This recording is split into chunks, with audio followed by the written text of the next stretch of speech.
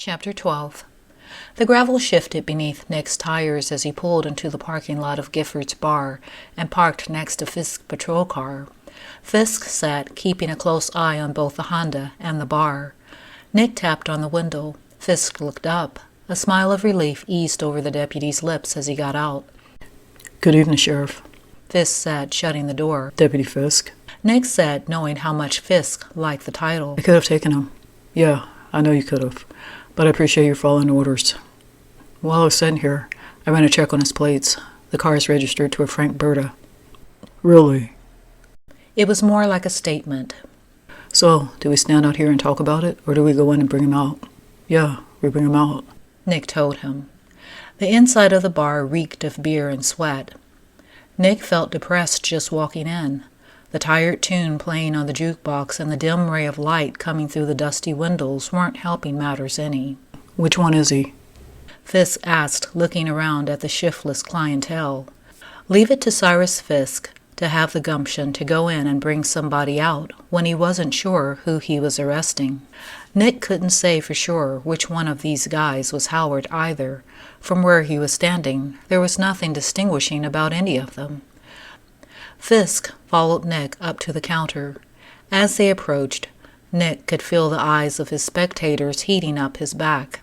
There was a time when he was intimidated by situations like this. He thought that time had passed, but oddly enough, it hadn't. The bartender's mouth twisted into a frown underneath his thick mustache.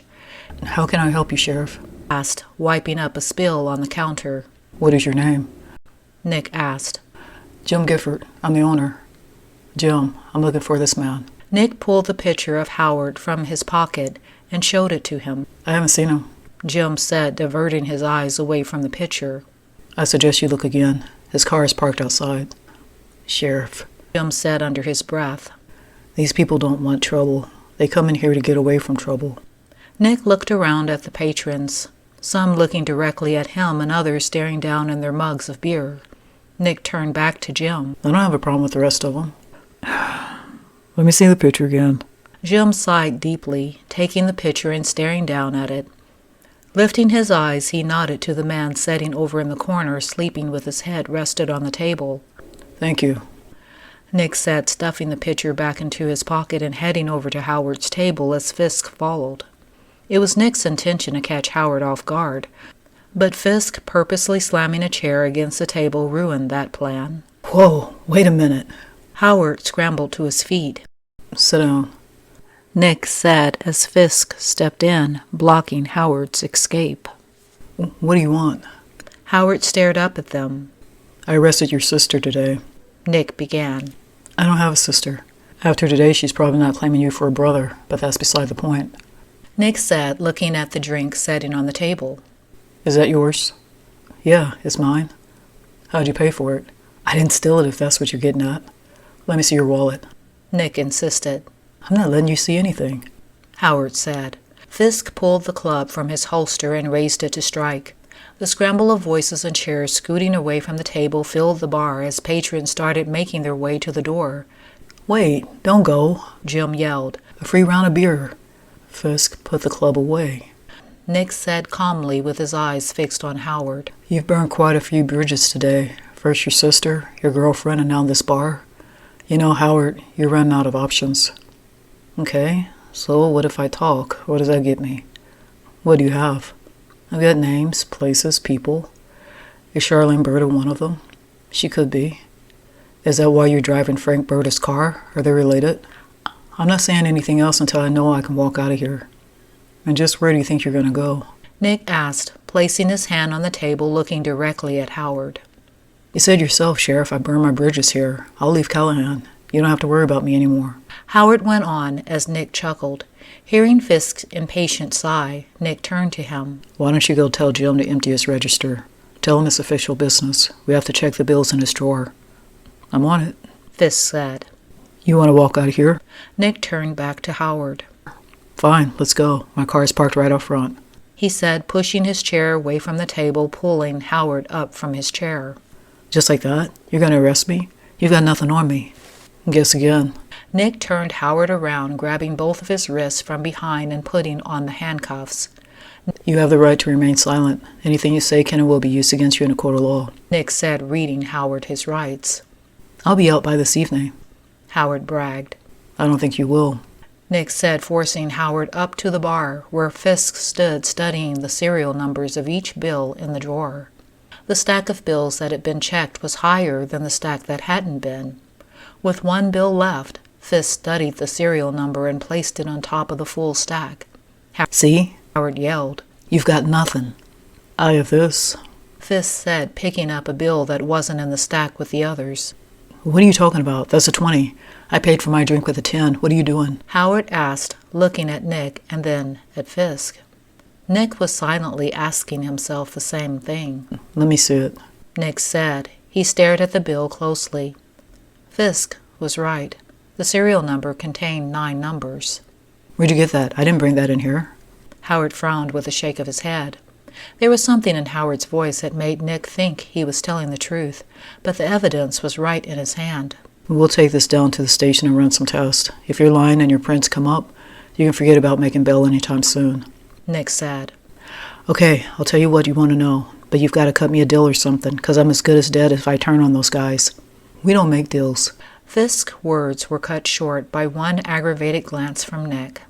Like I said, we'll talk about it down at the station. Nick repeated.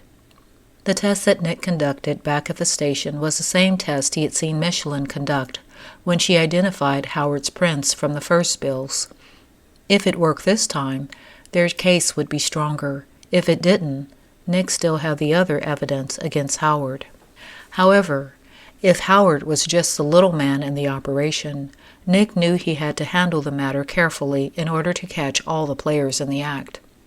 After lifting the prints from the bill that Fisk claimed belonged to Howard, Nick compared the first print that Michelin identified to the prints on the bill. The prints matched perfectly with the first. Though it was what Nick had hoped to find, something was off. Excusing himself from Jim and Howard, Nick motioned to speak with Fisk privately. The prints are a perfect match. Nick said loud enough for Fisk's ears only. I know. Fisk said simply.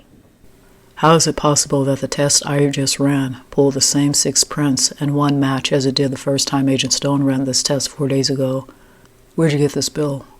I got out of Howard's evidence bag. The bill belongs to him. You're saying that you tampered with evidence from this office? Nick said, trying to keep his voice down despite the fact that his temper was rising. The bill belongs to him. I just thought we could use it as insurance to make him talk. He's ready to do that, isn't he? Fisk looked up at Nick. Wait here. Nick walked over to the desk where Howard and Jim were sitting. He pulled his chair away and sat down. Jim, will you excuse us for a moment? I'll be over here. Jim said, pointing to Michelin's desk. Nick nodded as Jim left. Once they were alone, Nick rested his arms on the desk and looked at Howard. Here's how we're going to do this.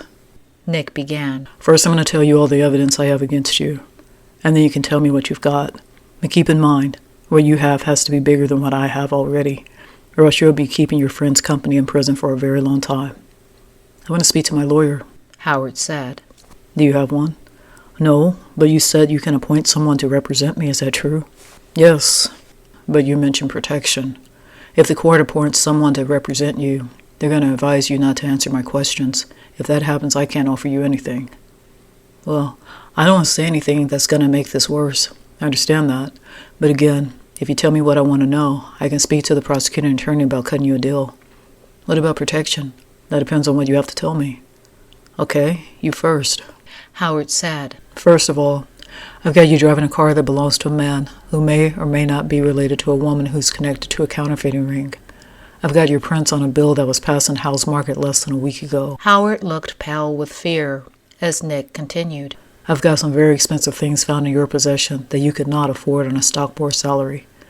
And last but not least, I've got your sister claiming that a man makes a drop-off to you at the back of her house on Tuesdays and Thursdays. And if I can't make any of that stick, there's some meth I found in your basement. Now, it's your turn.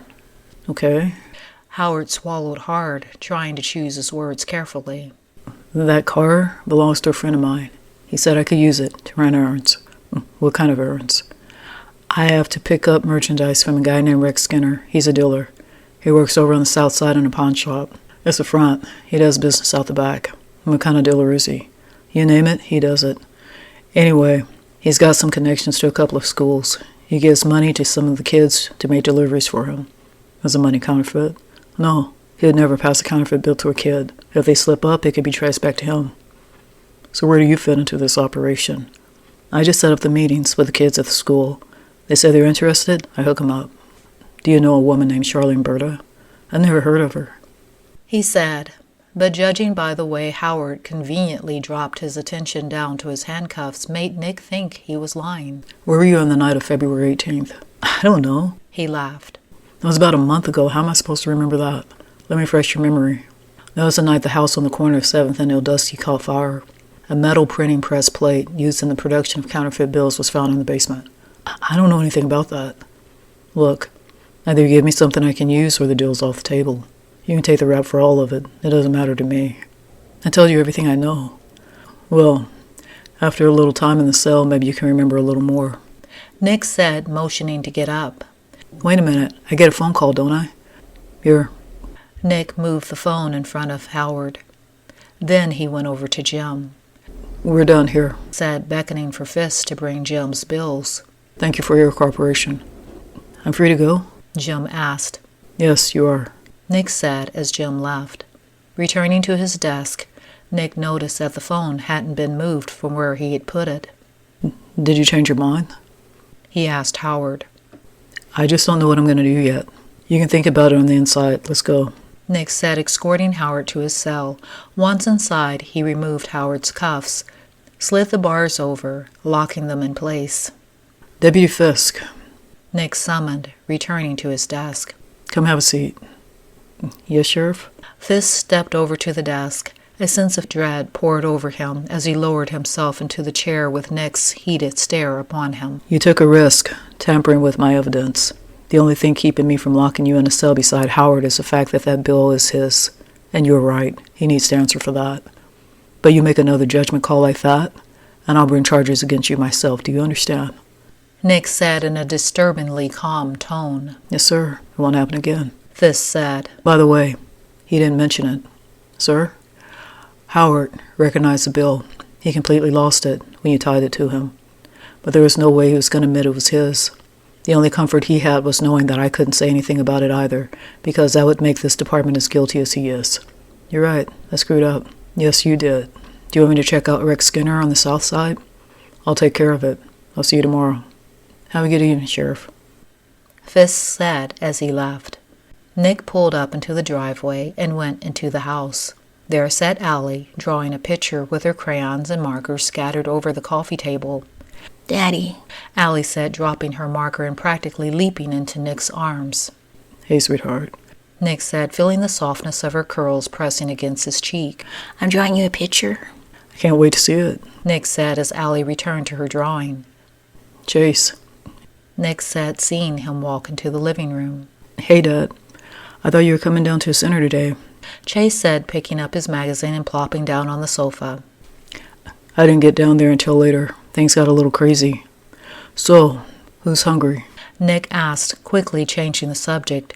It was the best way he could think to avoid talking about the case he'd been dealing with since rolling out of bed. With barely anything in the refrigerator, Nick thought a trip to Marty's all-you-can-eat Mexican buffet was in order.